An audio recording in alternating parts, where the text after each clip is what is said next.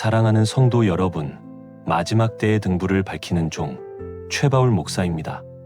오늘 저는 이 땅에서 가장 아름다운 헌신의 모습으로 기억되었던 한 부부의 영혼이 천국의 문턱에서 영원히 갈라져야만 했던 가장 영광스러우면서도 가장 비극적인 이야기에 대해 증언하려 합니다. 그들은 모두가 인정하는 인고 선교사 부부였습니다. 그들의 사랑은 전설이었고 그들의 사역은 살아있는 기적이었습니다. 우리 모두는 그들이 천국에서도 두 손을 꼭 잡고 주님 앞에서 잘하였도다, 착하고 충성된 종아라는 가장 큰 칭찬을 함께 받을 것이라 믿어 의심치 않았습니다. 그러나 그들이 마침내 도달한 영혼의 문턱에서 남편은 문 안으로, 아내는 문 밖으로, 그들의 운명은 영원히 나뉘고 말았습니다. 이 소름 돋는 실화는 우리의 신앙이 과연 나 자신의 것인지, 아니면 가장 사랑하는 사람에게서 빌려온 것은 아닌지, 그리고 우리가 드리는 헌신이 주님을 향한 사랑의 노래인지, 아니면 사역이라는 거룩한 우상을 향한 집착의 광기인지에 대한 하나님의 근본적인 질문입니다. 이 이야기는 함께 주를 섬기는 모든 부부, 그리고 모든 동역자들의 심장을 향한 주님의 긴급한 경고가 될 것입니다. 이 증언의 주인공은 지난 25년간 네팔의 히말라야 오지에서 복음의 빛을 밝혔던 박데이빗, 김사라 선교사 부부입니다. 그들은 한국 교회가 파송한 가장 이상적이고 완벽한 선교사의 모델이었습니다. 남편 박데이빗 선교사님은 원래 홍익대학교에서 미술을 전공하던 천재적인 재능을 가진 화가였습니다. 그의 영혼은 예술가처럼 자유로웠고 그의 마음은 어린아이처럼 순수했습니다. 그는 대학 시절 한 선교단체의 단기 선교에서 십자가에 달리신 예수 그리스도를 인격적으로 만난 후 자신의 영광을 위해 쥐었던 붓을 꺾고 자신의 남은 삶을 가장 가난하고 소외된 영혼들의 얼굴을 그리는데 바치기로 결단했습니다. 그의 믿음은 계산이 없었고 그의 사랑은 조건이 없었습니다.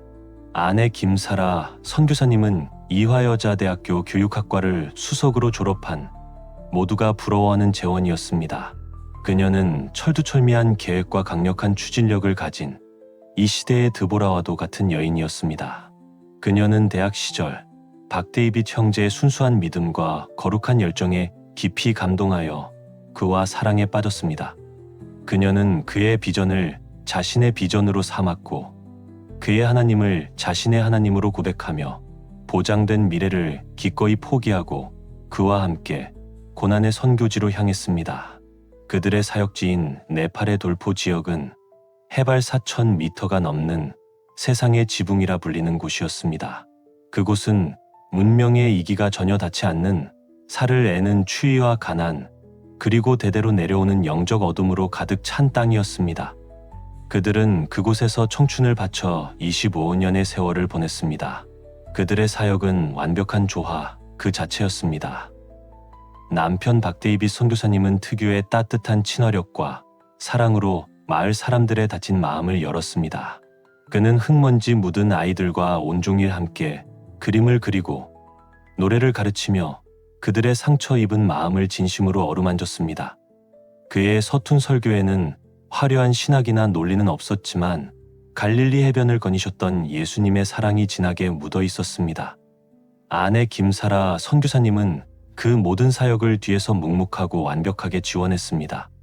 그녀는 탁월한 행정 능력으로 선교 기지를 반석 위에 세웠고 학교와 병원을 지었으며 전 세계의 후원자들에게 감동적인 기도 편지를 보내 사역의 동맥을 유지했습니다.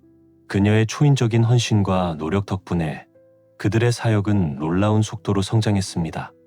죽음의 땅이었던 그 황무지에 교회가 세워졌고 복음이 전파되었으며 수많은 영혼들이 주님께로 돌아왔습니다.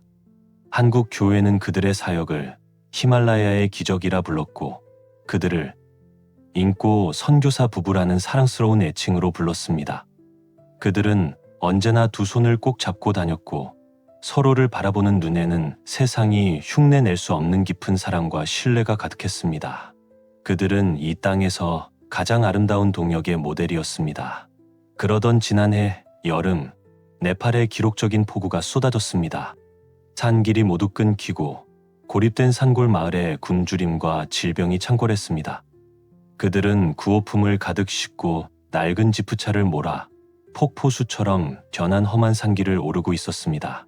그때 갑작스러운 산사태가 천지를 뒤흔드는 굉음과 함께 그들의 차량을 덮쳤고 부부는 함께 흙더미에 묻히고 말았습니다. 며칠 후 구조대가 그들을 발견했을 때 그들은 마지막 순간까지 서로를 꼭 껴안은 채 이미 하늘의 부르심을 받은 후였습니다. 그들의 비극적인 순교 소식은 한국 교회에 큰 슬픔과 함께 깊은 감동을 주었습니다. 모두가 그들의 아름다운 동행이 죽음을 넘어 천국에서도 영원히 계속될 것이라 믿어 의심치 않았습니다. 그러나 그 시각 두 사람의 영혼이 천국의 문턱에서 마주한 현실은 우리가 상상했던 것과는 전혀 다른 영원한 이별의 시작이었습니다. 이 이야기는 그들과 함께 차에 탔다가 기적적으로 살아남은 현지인 사역자가 혼수 상태에서 깨어나 눈물로 전해준 두 분의 마지막 영적 여정에 대한 생생한 증언입니다. 흙더미 속에서 육신의 고통이 멎었을 때 두 사람의 영혼은 빛나는 모습으로 서로의 손을 꼭 잡고 천국을 향해 나아가고 있었다고 합니다. 그들은 기쁨과 확신에 가득 차 있었습니다. 이 땅에서의 모든 수고와 눈물을 마치고 이제 영원한 아버지의 집에서 함께 안식을 누리게 될 것을 한치도 의심하지 않았습니다. 마침내 그들은 수정같이 맑은 생명수 강을 건너 진주로 만들어진 거대한 천국의 문 앞에 이르렀습니다. 문에서는 형언할 수 없는 영광의 빛이 흘러나왔고 문 앞에서는 빛나는 천사가 생명책을 들고 그들을 기다리고 있었습니다. 천사는 먼저 남편 박데이빗 선교사님의 이름을 불렀습니다. 그리고 생명책을 확인한 후 온 천국이 울리는 듯한 기쁨의 미소로 말했습니다. 박데이빗 형제님, 당신의 이름이 여기 어린 양의 생명책에 선명하게 기록되어 있습니다. 당신은 평생을 나그네의 모습으로 가난한 마음으로 당신의 의가 아닌 오직 나의 은혜만을 의지하며 살았으니 이제 당신을 위해 예비된 영원한 집으로 들어가십시오. 천국의 문이 열렸습니다. 박데이빗 선교사님은 감격의 눈물을 흘리며 사랑하는 아내의 손을 더욱 꽉 잡고 함께 들어가려 했습니다. 그는 당연히 자신보다 더 헌신했던 아내의 이름도 생명책에 기록되어 있을 것이라 믿었습니다. 천사는 이어서 아내 김사라 선교사님의 이름을 불렀습니다. 그리고 생명책을 넘기기 시작했습니다. 그런데 어찌 된 일인지 천사는 책의 마지막 장까지 넘기도록 그녀의 이름을 찾지 못했습니다. 천사의 환한 미소는 사라지고 그의 얼굴에는 깊은 슬픔과 안타까움이 서렸습니다. 그 짧은 침묵은 영혼처럼 길게 느껴졌습니다. 박데이빗 선교사님의 얼굴은 하얗게 굳어갔습니다. 아내 김사라 선교사님 역시 믿을 수 없다는 표정으로 천사를 바라보았습니다. 그녀는 자신의 귀를 의심했습니다. 그녀는 자신의 남편보다 더 열심히, 더 완벽하게 사역을 감당했습니다. 그런데 어찌 자신의 이름이 없을 수 있단 말입니까? 마침내 천사는 책을 덮고 비통한 음성으로 선언했습니다. 김사라 자매님, 죄송합니다. 이 생명책에는 당신의 이름이 기록되어 있지 않습니다. 그 순간 열려있던 천국의 문이 서서히 닫히기 시작했습니다. 박데이빗 선교사님은 문 안에서 아내의 이름을 부르며 절규했습니다. 김사라 선교사님은 문 밖에서 남편의 이름을 부르며 오열했습니다. 그들을 평생 하나로 묶어주었던 사랑의 끈이 이제 그들을 영원히 갈라놓는 비극의 경계선이 되고 있었습니다. 바로 그때 닫히는 문틈으로 만왕의 왕이신 예수 그리스도께서 나타나셨습니다. 주님께서는 문 안의 남편을 슬픔으로 위로하시고 문 밖의 아내를 깊은 연민으로 바라보셨습니다. 김사라 선교사님은 주님 앞에 엎드려 울부짖었습니다. 주님, 어찌하여 이런 일이 일어났습니까? 저는 제 모든 것을 버리고 당신의 종을 따라 25년간 저 험한 땅에서 당신을 섬겼습니다. 저희는 한 몸이었고 저희의 사역은 하나였습니다. 그런데 어찌하여 남편은 들어가고 저는 버림받아야 합니까? 그러자 주님께서 그녀의 눈을 열어 그녀의 아름답고 위대했던 헌신 뒤에 감춰져 있던 그녀 자신조차 평생 속고 있었던 세 가지 무서운 영적 시체를 보여주기 시작하셨습니다. 첫 번째 이유는 그녀의 믿음이 자신의 것이 아닌 남편에게서 빌려온 것이었기 때문입니다. 주님께서는 그녀가 젊은 시절 박데이빗 형제를 처음 만났던 대학 선교단체의 수련의 모습을 보여주셨습니다. 그녀는 당시 지성인이었지만 영적으로는 냉담한 명목상의 그리스도인이었습니다. 그러나 그녀는 그곳에서 순수한 열정으로 뜨겁게 기도하고 찬양하던 박데이빗 형제의 모습에 깊이 매료되었습니다. 그녀는 그의 인격과 비전, 그리고 그가 믿는 하나님을 사랑하게 되었습니다. 그녀가 그날 밤 드렸던 결단의 기도는 예수 그리스도를 자신의 구주로 영접하는 통렬한 회개의 기도가 아니었습니다. 그것은 박데이빗 형제와 그의 하나님을 자신의 삶의 주인으로 받아들이겠다는 낭만적인 사랑의 서약이었습니다. 그녀는 그 이후로 단 한 번도 홀로 개인적으로 십자가 앞에서 자신의 죄와 교만을 통렬하게 회개하고 예수 그리스도를 자신의 유일한 구원자로 영접하는 인격적인 만남을 가져본 적이 없었습니다. 주님께서 슬픈 음성으로 말씀하셨습니다. 사랑하는 사라야, 너는 나를 사랑한 것이 아니라 나의 종 데이빗을 사랑했다. 너는 나의 복음에 항복한 것이 아니라 데이빗의 비전에 항복했다. 너의 믿음은 반석이신 나에게 직접 뿌리를 내린 것이 아니라 데이빗이라는 사람의 믿음에 덧붙여진 접붙임에 불과했다. 너는 평생을 데이빗의 믿음을 빌려 쓰고 그의 신앙을 흉내내며 살아왔다. 그러나 구원은 결코 부부 공동의 소유가 될 수 없다. 구원은 각 개인이 나와 1대1로 맺는 피의 언약, 생명의 언약이다. 너는 데이빗의 충실한 아내였을지는 모르나 나의 신부는 아니었다. 두 번째 이유는 그녀가 주님이 아닌 사역이라는 우상을 섬겼기 때문입니다. 다음으로 주님께서는 네팔에서의 25년 사역의 순간들을 보여주셨습니다. 겉으로 볼 때 그녀는 남편을 돕는 완벽한 동역자였습니다. 그러나 주님께서는 그녀의 마음의 중심을 비춰주셨습니다. 그녀의 마음을 뜨겁게 만들었던 것은 예수 그리스도의 이름이 아니었습니다. 그것은 데이빗과 사라의 네팔 선교라는 그들 자신의 이름으로 세워지는 사역의 왕국이었습니다. 주님은 한 장면을 보여주셨습니다. 지친 남편이 잠시 사역을 멈추고 현지인들과 차를 마시며 교제하려 할 때 그녀는 선교사님, 지금 이럴 때가 아니에요. 후원 보고서 마감일이 내일입니다. 라며 그를 다그쳤습니다. 그녀는 현지인 사역자가 작은 실수를 저질렀을 때 긍휼의 마음으로 그를 품어주기보다 사역에 차질이 생겼다며 냉정하게 그를 책망했습니다. 그녀는 후원 교회에 보낼 사진을 위해 가난한 아이들에게 빵을 나누어주며 계산된 미소를 연출했습니다. 그녀의 모든 관심은 하나님 나라의 확장이 아니라 자신들의 사역이 얼마나 성공적으로 보이는가에 있었습니다. 사역의 열매가 좋을 때 그녀는 교만해졌고 사역이 어려울 때 그녀는 하나님을 원망했습니다.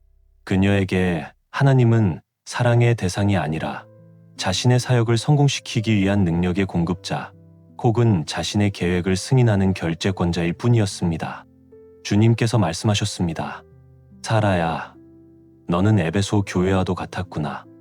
너는 나의 이름을 위하여 참고 게으르지 아니하였고 악한 자들을 용납하지 않았으며 거짓된 자들을 드러내었다.